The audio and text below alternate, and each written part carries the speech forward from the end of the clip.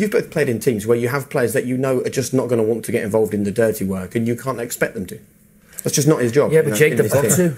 They've got to. You hate that. You hate the thought of that. Listen, you're talking about your Bergkamps and your Omris and your Vieiras and all these guys. They give you everything in the game, both sides of the game. They put their foot in and they can play. Arsenal can't afford to carry someone like Ozil. Yeah. Today, he wants to have a good look at himself. Yeah, he's not kidding us watching the game. It's not real. He felt like he was going through the motions today a lot of the time, and I think there in the goal that they concede shows that. If he has a quick reaction, he can get back into position and help Xhaka, but he doesn't react quick enough. We've said this about him 100 times. Yeah, I know. Well, Arsene Wenger's got to address it, because out of possession, you're a man down. If you've got a man who doesn't fancy running back and busting a gut and doing dirty work, out of possession, you're a man down. So it's got... Tomorrow, on Monday morning... Because whatever he's saying, it's not had an impact in the last couple of years. He wants him to create. He wants him to get on the ball and create chances and do things, you know, to win matches. And he'll accept, maybe wrongly so, but he'll accept the fact that he doesn't really want to work hard for the team. For me, if I was playing in that team, I would find it very difficult not to. Will Wenger accept that performance today? No, it's not acceptable. I mean, Arsene Wenger hates losing. He said that.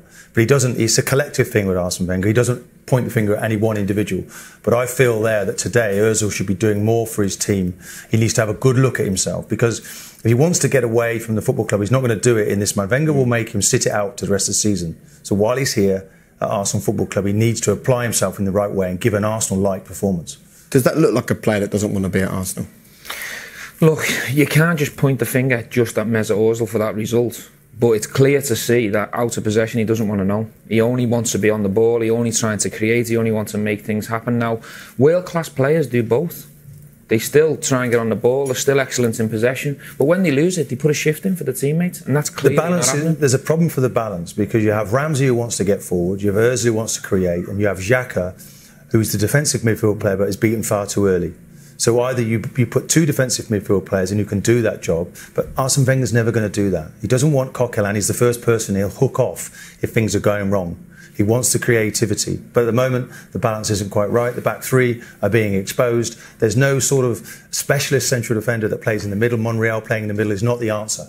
They need to find... I would have played Mustafi in the middle today. Put one of the recognised midfield centre halves in the centre of that defence. Play the football legally, and the foot clearly is one of those things. If that's nearer the goal than the second rearmost defender, it's offside.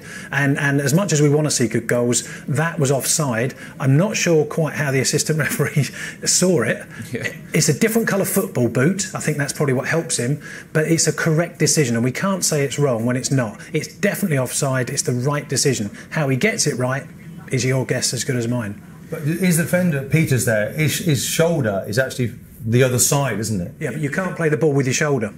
No, but there's more of his body, isn't there? More of his body onside than offside. No, yeah, it doesn't matter. It's the furthest point forward, and the foot is in an offside position. There's no question. If you draw the line, it's a fraction, but it's offside. Graham, is there a chance there that the linesman's guessed?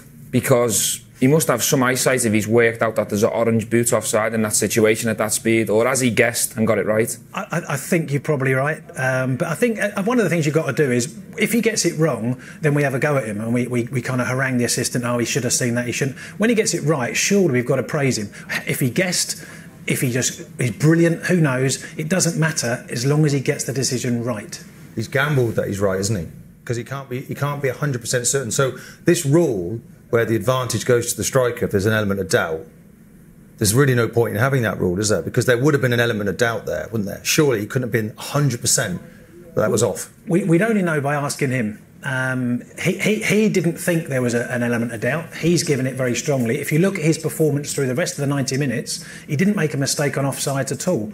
He had a very strong performance. So I think you've got to just give him credit, and we all wonder and scratch our heads at how he got it right. But let's be grateful that he got it right. Your job properly. It's an off day in front of goal, but you don't concede, and that was really what was criminal for us. Different result with Alexis Sanchez playing today?